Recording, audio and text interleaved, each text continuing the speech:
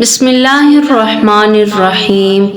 حضرت عیسیٰ علیہ الصلوۃ والسلام کے آسمان پر اٹھا لیے جانے کے بعد عیسائیوں کا حال بے حد خراب اور نہایت ابتر ہو گیا۔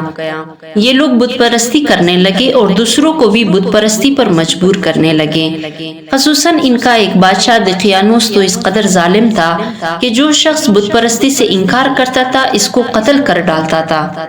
اصحاب کہف شہر افسوس کی شرفاء تھے جو بادشاہ کے معزز درباری بھی تھے، مگر یہ لوگ صاحب ایمان اور بت پرستی سے انتہائی بیزار تھے۔ دقیانوس کے ظلم و جبر سے پریشان ہو کر یہ لوگ اپنا ایمان بچانے کے لیے اس کے دربار سے بھاگ نکلے اور قریب کے پہاڑ میں ایک غار کے اندر پناہ گزین ہوئے۔ سو گئے تو 300 برس سے زیادہ عرصے تک اسی حال میں سوتے رہ گئے۔ دقیانوس نے جب ان لوگوں کو تلاش کرایا، اس کو معلوم ہوا کہ یہ لوگ غار کے اندر ہے، تو وہ بے حد ناراض ہوا اور فرط غیظ و غضب میں یہ حکم دے دیا کہ ایک سنگین دیوار اٹھا کر بند کر دیا جائے تاکہ یہ لوگ اسی میں رہ کر مر جائیں اور وہی غار ان لوگوں کی قبر بن جائے۔ مگر دقیانوس نے جس شخص کے سپرد یہ کام کیا تھا وہ بہت ہی نیک دل اور صاحب ایمان آدمی تھا۔ اس نے اصحاب کہف کے نام، ان کی تعداد اور ان کا پورا واقعہ رانگ کی تختی پر کندہ کرا کر تانبے کے صندوق کے اندر رکھ کر دیوار کی بنیاد میں رکھ دیا اور اسی طرح کی ایک تختی شاہی خزانے میں بھی محفوظ کرا دی۔ کچھ دنوں کے بعد دقیانوس بادشاہ مر گیا اور سلطنتیں بدلتی رہیں، یہاں تک کہ ایک نیک دل اور انصاف پرور بادشاہ جس کا نام بیدروس تھا تخت نشین ہوا۔ 68 سال تک بہت شان و شوکت کے ساتھ حکومت کی۔ اس کے دور میں مذہبی فرقہ بندی شروع ہو گئی اور بعض لوگ مرنے کے بعد اٹھنے اور قیامت کا انکار کرنے لگے۔ قوم کا یہ حال دیکھ کر بادشاہ رنج و غم میں ڈوب گیا اور وہ تنہائی میں ایک مکان کے اندر بند ہو کر خداوند کے دربار میں نہایت بے قراری کے ساتھ گریہ وزاری کر کے دعائیں مانگنے لگا کہ یا اللہ کوئی ایسے نشانی ظاہر فرما دے تاکہ لوگوں کو مرنے کے بعد زندہ ہو کر اٹھنے اور قیامت کا یقین ہو جائے۔ بادشاہ کی یہ دعا مقبول ہو گئی اور اچانک بکریوں کے ایک چراوے نے اپنے بکریوں کو ٹہرانے کے لیے اسی غار کو منتخب کیا اور دیوار کو گرا دیا۔ دیوار گرتے ہی لوگوں پر ایسے ہیبت و دہشت سوار ہو گئی کہ دیوار گرانے والے لرزہ براندام ہو کر وہاں بھاگ گئے اور اصحاب کہف بحکم الہی اپنی نیند سے بیدار ہو کر اٹھ بیٹھے اور ایک دوسرے سے سلام کلام میں مشغول ہو گئے اور نماز بھی ادا کر لی۔ جب ان لوگوں کو بھوک لگی تو ان لوگوں نے اپنے ایک ساتھی یملیخا سے کہا کہ تم بازار جا کر کچھ کھانا لاؤ اور نہایت خاموشی سے یہ بھی معلوم کرو کہ دقیانوس ہم لوگوں کے بارے میں کیا ارادہ رکھتا ہے۔ یملیخا غار سے نکل کر بازار گیا اور یہ دیکھ کر حیران رہ گیا کہ شہر میں ہر طرف اسلام کا چرچا ہے اور لوگ علانیہ حضرت عیسیٰ علیہ الصلوۃ والسلام کا کلمہ پڑھ رہے ہیں۔ یملیخا یہ منظر دیکھ کر بہت ہی پریشان ہوا۔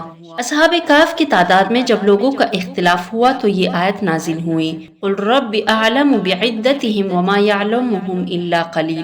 اے محبوب فرما دیجئے کہ اللہ اصحاب کہف کی گنتی کو زیادہ جانتا ہے اور تم میں سے بہت ہی کم لوگ ان کو جانتے ہیں۔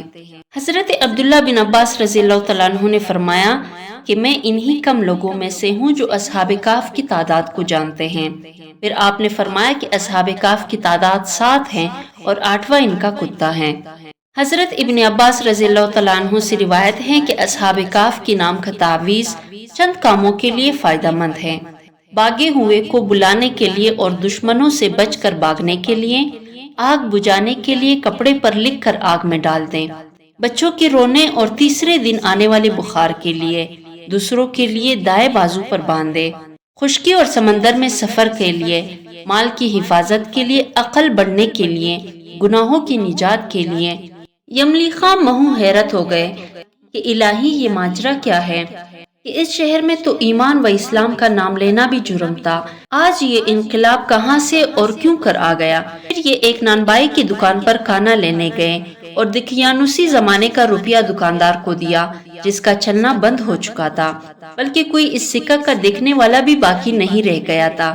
دکاندار کو شبہ ہوا کہ شاید اس شخص کو کوئی پرانا خزانہ مل گیا ہے، چنانچہ دکاندار نے ان کو حکام کی سپرد کر دیا اور حکام نے ان سے خزانے کے بارے میں پوچھ گچھ شروع کر دی اور کہا کہ بتاؤ خزانہ کہاں ہے؟ یملیخا نے کہا کہ کوئی خزانہ نہیں، یہ ہمارا ہی روپیہ ہے۔ حکام نے کہا کہ ہم کس طرح مان لیں کہ روپیہ تمہارا ہی ہے؟ یہ سکہ 300 برس پرانا ہے اور برسوں گزر گئے کہ اس سکہ کا چلن بند ہو گیا ہے اور تم ابھی جوان ہو، لہٰذا صاف صاف بتاؤ کہ یہ عقد حل ہو جائے۔ یہ سن کر یملیخا نے کہا کہ تم لوگ یہ بتاؤ کہ دقیانوس بادشاہ کا کیا حال ہے؟ حکام نے کہا کہ آج روئے زمین پر اس نام کا کوئی بادشاہ نہیں، ہاں سینکڑوں برس گزری کہ اس نام کا ایک بے ایمان بادشاہ گزرا ہے جو بت پرست تھا۔ یملیخا نے کہا کہ ابھی کل ہی تو ہم لوگ اس کے خوف سے اپنے ایمان اور جان کو بچا کر بھاگے ہیں۔ میرے ساتھی قریب ہی کی ایک غار میں موجود ہے، تم لوگ میرے ساتھ چلو، میں تم لوگوں کو ان سے ملا دوں۔ چنانچہ حکام اور بہت سے لوگ اس غار کے پاس پہنچے۔ اصحاب کہف یملیخا کے انتظار میں تھے۔ جب ان کی واپسی میں دیر ہوئی تو ان لوگوں نے یہ خیال کر لیا کہ شاید یملیخا گرفتار ہو گئے، اور جب غار کے منہ پر بہت سے آدمیوں کا شور و غوغا ان لوگوں نے سنا تو سمجھ بیٹھے کہ غالباً دقیانوس کی فوج ہماری گرفتاری کے لیے آن پہنچی ہے۔ تو یہ لوگ نہایت اخلاص کے ساتھ ذکر الہی اور توبہ استغفار میں مشغول ہو گئے۔ حکام نے غار پر پہنچ کر تانبے کا صندوق برآمد کیا اور اس کے اندر سے تختی نکال کر پڑھا تو اس تختی پر اصحاب کہف کا نام لکھا تھا، اور یہ بھی تحریر تھا کہ یہ مومنوں کی جماعت اپنے دین کی حفاظت کے لیے دقیانوس بادشاہ کے خوف سے اس غار میں پناہ گزین ہوئی ہیں۔ تو دقیانوس نے خبر پا کر ایک دیوار سے ان لوگوں کو غار میں بند کر دیا ہے۔ ہم یہ حال اس لیے لکھتے ہیں کہ جب کبھی بھی یہ غار کھلے تو لوگ اصحاب کہف کی حال پر مطلع ہو جائے۔ حکام تختی کی عبارت پڑھ کر حیران رہ گئے اور ان لوگوں نے اپنے بادشاہ بیدروس کو اس واقعہ کی اطلاع دی۔ فوراً ہی بیدروس بادشاہ اپنے امرائے شہر کو ساتھ لے کر غار کے پاس پہنچا تو اصحاب کہف نے غار سے نکل کر بادشاہ سے معانقہ کیا اور اپنی سرگشت بیان کی۔ بیدروس بادشاہ سجدے میں گر کر خداوند قدوس کا شکر ادا کرنے لگا کہ میری دعا مقبول ہو گئی، اور اللہ تعالیٰ نے ایسے نشانی ظاہر کر دی جس سے موت کے بعد زندہ ہو کر اٹھنے کا ہر شخص کو یقین ہو گیا۔ اصحاب کہف بادشاہ کو دعائیں دینے لگی کہ اللہ تعالیٰ تیری بادشاہی کی حفاظت فرمائے، اب ہم تمہیں اللہ کی سپرد کرتے ہیں۔ پھر اصحاب کہف نے السلام علیکم کہا اور غار کے اندر چلے گئے اور سو گئے، اور اسی حالت میں اللہ تعالیٰ نے ان لوگوں کو وفات دے دی۔ بادشاہ بیدروس نے سال کی لکڑی کا صندوق بنوا کر اصحاب کہف کی مقدس لاشوں کو اس میں رکھوایا، اور اللہ تعالیٰ نے اصحاب کہف کا ایسا رعب لوگوں کے دلوں میں پیدا کر دیا کہ کسی کی یہ مجال نہیں کہ غار کے منہ تک جا سکے۔ اس طرح اصحاب کہف کی لاشوں کی حفاظت کا اللہ تعالیٰ نے سامان کر دیا۔